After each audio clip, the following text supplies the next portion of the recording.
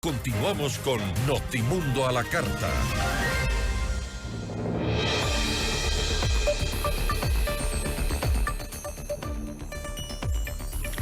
Las próximas votaciones en Ecuador serán los comicios generales de 2025. ¿Cómo avanza el calendario electoral? La entrevista a la carta, en diálogo directo con los protagonistas de los hechos.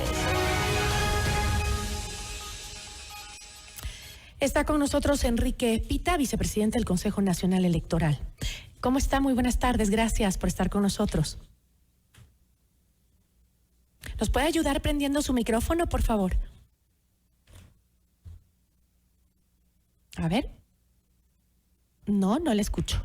Parece que está apagado su micrófono. Mejor a ver si desconecta los audífonos. Ahí tal vez le podemos escuchar. Ahí está. Perfecto. Ahí sí lo escuchamos. ¿Cómo está? Muy buenas tardes. La saludaba, Gisela. Buenas tardes a usted y a todos los que escuchan su programa. Enrique, luego del proceso de validación de los cambios de domicilio del 19 al 30 de mayo, el Consejo Electoral procesará el registro electoral y el 3 de junio se aprobará la entrega a las organizaciones políticas y la publicación. El cierre del registro electoral será el 2 de agosto de 2024, luego se publicará el registro depurado. ¿En cuánto se prevé que aumente el padrón electoral para estas elecciones? Bueno, realmente no tenemos esa información todavía. Es importante mencionar el hecho de que nuestro registro electoral se basa en la información que nos entrega el registro civil.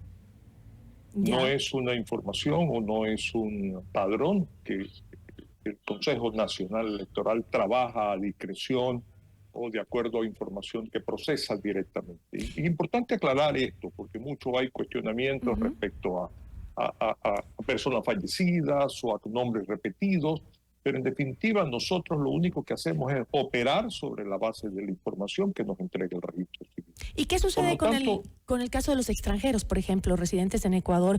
¿Qué pasa con los que están por más de 5 años? ¿Cuál es la cuestión ahí?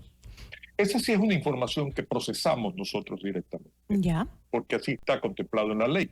Los extranjeros que tienen más de 5 años viviendo en el país pueden registrarse ante el Consejo Nacional Electoral, entendiéndose las diferentes delegaciones provinciales y la oficina matriz también, para poder participar en el proceso próximo. Lo único que requieren es presentar su cédula de identidad, donde va a constar desde cuándo están registrados ya oficialmente, y su certificado o su visa extendida por el organismo pertinente de Cancillería. O sea, los extranjeros residentes también tienen derecho a ser elegidos en estos comicios.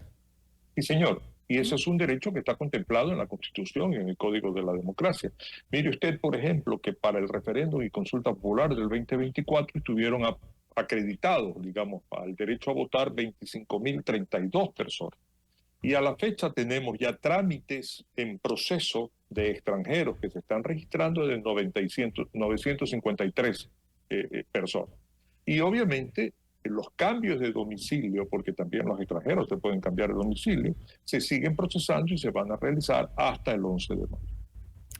Ahora, ¿qué tipo de observaciones puede hacer a las organizaciones políticas ante el registro electoral? Bueno, usted mencionó bien al inicio del programa más o menos cómo está el calendario. Nosotros le entregamos los registros electorales depurados a las organizaciones políticas de acuerdo a nuestro calendario el 14 de junio. Y lo cerramos el 11 de agosto. De tal manera que ellos tengan tiempo de hacer observaciones si consideran pertinentes respecto a cualquier información que quieran consultar o cualquier observación que quieran presentar ante el Consejo Nacional Electoral. Yo insisto, toda la información es abierta de tal manera que las organizaciones políticas tengan acceso a estos padrones electorales. Ahora, una vez superado cualquier tema, la campaña electoral 2025 será del 5 de enero al 6 de febrero de 2025, ¿no? En ese camino, pues además se llevará a cabo el debate presidencial el 19 de enero. Sin embargo, el Consejo Nacional tiene ahora más herramientas para vigilar el cumplimiento de las fechas establecidas para la campaña electoral. Bueno, El Consejo Nacional Electoral toma todas las acciones pertinentes para hacer los controles que corresponden de acuerdo a la ley. Hay aspectos que se escapan de nuestra posibilidad de hacer controles, como por ejemplo, ya lo hemos mencionado posiblemente con usted en conversaciones previas, el hecho de que las redes sociales no son parte de ese control que la función electoral puede realizar, porque así está contemplado en una resolución en su momento por parte de la Corte Constitucional. Nuestra obligación es vigilar lo que corresponde a gasto electoral y obviamente a toda la publicidad que se genere en prensa, radio, televisión y vallas publicitarias. Pero, incluso sí, dígame. No, incluso en esto último, vallas publicitarias, también hay una limitación. La limitación es respecto a que usted encuentra publicidad que no tiene un origen o una responsabilidad de alguien, y aún así nuestros directores de delegación las bajan, las vallas, porque simplemente aparecen anónimamente, como aparecen anónimamente las pinturas en los muros y en diferentes sitios de las diferentes ciudades, que no tienen pueden hacer publicidad a favor de un candidato o de una organización política, pero no tienen una firma de responsabilidad que pudiera llevarnos a nosotros a acreditar el gasto electoral a una organización política o un candidato. Se hacen los mejores esfuerzos, pero esas limitaciones en la ley son las que lamentablemente no nos permiten ir más allá. Pero después de todo lo que hemos visto, sobre todo en el tema de redes sociales, por ejemplo, toda la campaña con tanta fuerza que tuvo incluso el actual presidente Daniel Noboa en las redes sociales, ¿no sería hora de hacer una reforma para también poder controlar ese tipo de inversión? Esa es responsabilidad de la Asamblea. Y el otro factor importante es que cualquier reforma que usted le haga a la ley electoral tiene que ser aprobada un año antes de la fecha de la elección. Ya hoy es tarde. Por lo tanto, cualquier reforma que se quiera implementar ya debería ser pues para el 2027, 2029, pero ya las reglas del juego están establecidas. Mucho me temo, yo creo que muchos van a coincidir conmigo, que estas reformas se ajustan a intereses, a simpatías, a cómo afecta precisamente a los que están, a los que tienen que ver con las reformas a la ley propiamente dicha, ¿verdad? Y nosotros lo que somos es operadores o constructores de procesos sobre la base de esa norma que es el Código de la Ley.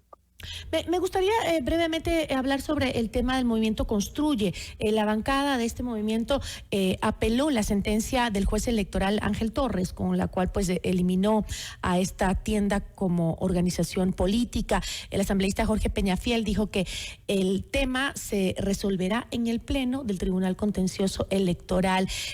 Su líder, María Paula Romo, señaló que la cancelación de su movimiento se dio por presiones del presidente Daniel Noboa. Sin embargo, entiendo que la denuncia contra Construye fue presentada por la misma presidenta del Consejo Nacional Electoral, por Diana Tamaín. ¿Existe en algún caso injerencia del Ejecutivo en las decisiones del Poder Electoral? Yo no las conozco, no tengo evidencia de tal situación, pero ocupándonos específicamente del caso de Construye, la mayoría del Pleno, y mire que utilizo la expresión, la mayoría del Pleno del Consejo Nacional Electoral votó a favor de notificar al Tribunal Contencioso Electoral del incumplimiento que esta organización política había caído respecto a la presentación de cierta información de su movimiento económico. Porque así está en la ley. Ellos habían presentado en una forma tardía este tipo de información que tiene que ser procesada dentro de los plazos que están contemplados en esa. Se refiere a la información, el informe económico, digamos, de los comicios anticipados de 2023. El informe económico. Pero no dice la norma que el movimiento puede ser sancionado cuando no haya presentado los informes económicos durante 2 años. Nosotros tenemos que presentarle al Tribunal Contencioso Electoral esta infracción, comillas, infracción, de no haberse presentado dentro del plazo que establece. No son 2 años. Terminado el año hay un plazo para que ellos puedan presentar este movimiento económico. Lo que hace el Consejo Nacional es presentar la información al Tribunal Contencioso Electoral, porque esa es su obligación, en el supuesto que esto se considere una infracción electoral. Nosotros como consejeros nos pronunciamos al respecto y una mayoría decidió que procedía poner en conocimiento Ya lo que hace el Tribunal Contencioso Electoral, que son los jueces, dentro de las instancias que corresponden. La primera instancia es un juez que sancionó, como todos conocemos, a la organización política construida. La organización política todavía tiene la posibilidad, y entiendo que ha presentado ya la impugnación a esta resolución del juez, que tendrá que ser conocida por el Pleno del Tribunal Contencioso Electoral, en la que ya no va a participar el juez que sentenció en primera instancia. Listo, le agradezco muchísimo, Enrique. Gracias por habernos acompañado. Siempre a sus órdenes, Gisela. Buenas tardes. Una buena tarde. Enrique Pita, vicepresidente del Consejo Nacional Electoral. Notimundo a la carta.